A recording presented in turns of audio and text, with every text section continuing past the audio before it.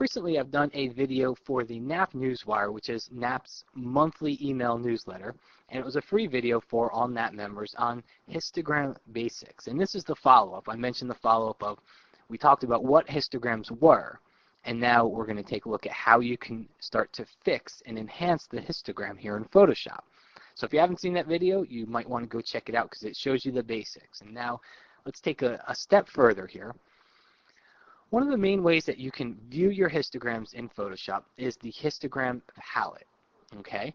If you don't see that palette, you can go to Window, Histogram, and it's usually grouped right in here with your navigator and your info palette. So this gives you a look at your histogram in your photo. Now there's another way though, and this way actually lets you not only see the histogram but fix it.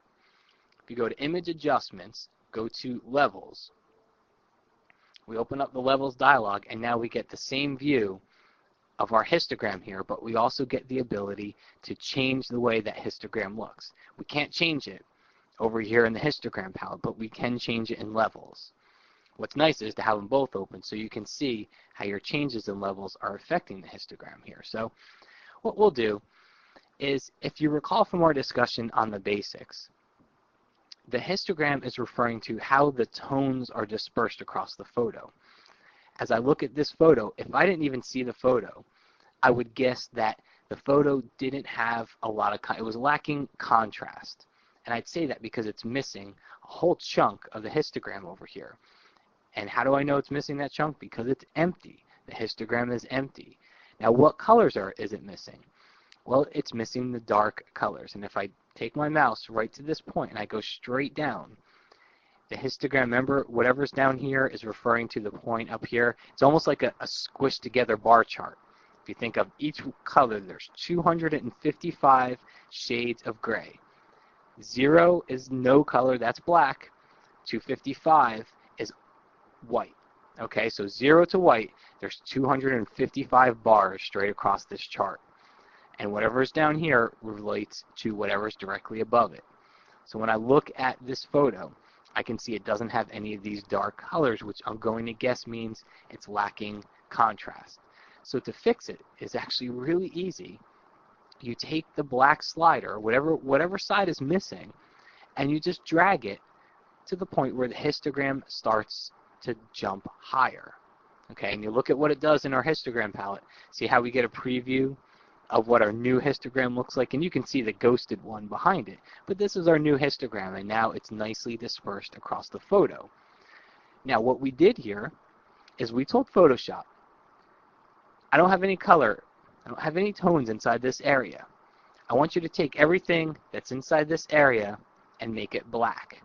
So see this black point slider? Now it's telling Photoshop, I want this color, whatever this color was. It was a dark shade of gray. You can see it's 37. So I'll show you really quick here.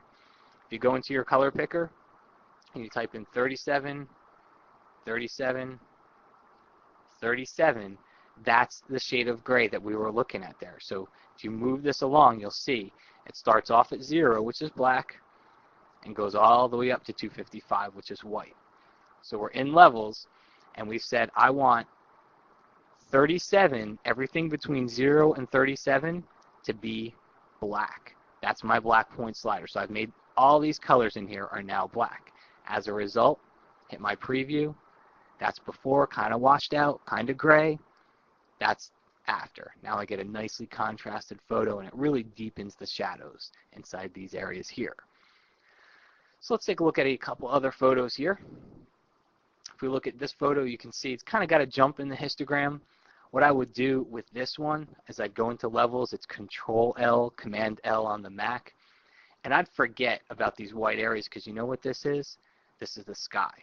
Okay, this is that big spike in here is going to be the sky. I'd forget about it, and I'd move the whole image and brighten it up. Now that's before, and that's after. Again, before and after. So I've brightened up the image nicely in here. I've made all these gray colors. Everything that was in here inside the wall, I've made it a lot lighter so I get some more contrast. And then after the fact here, it'd just be a quick magic wand selection to select that sky and maybe add some color to the sky separately. All right, let's move on here, take a couple other examples. Here's one where it's going to kind of be the opposite. We'll go back over here into levels, and you can see now we're missing some on the other side.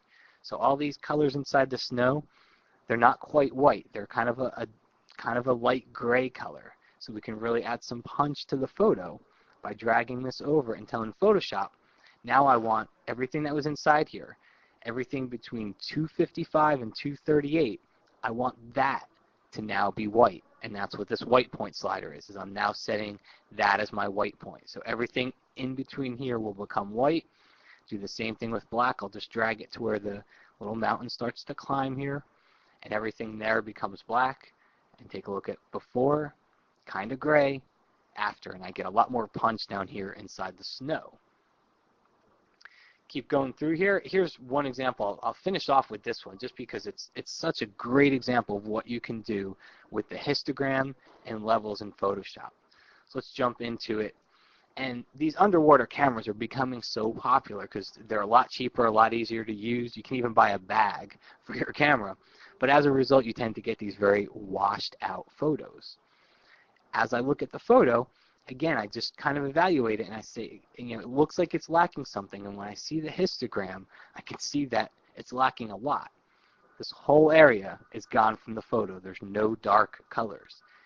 And on the same side over here, there's no light colors either. So what do? We take our black point, move it to where the mountain starts, take our white point, move that over to where the mountain starts to climb.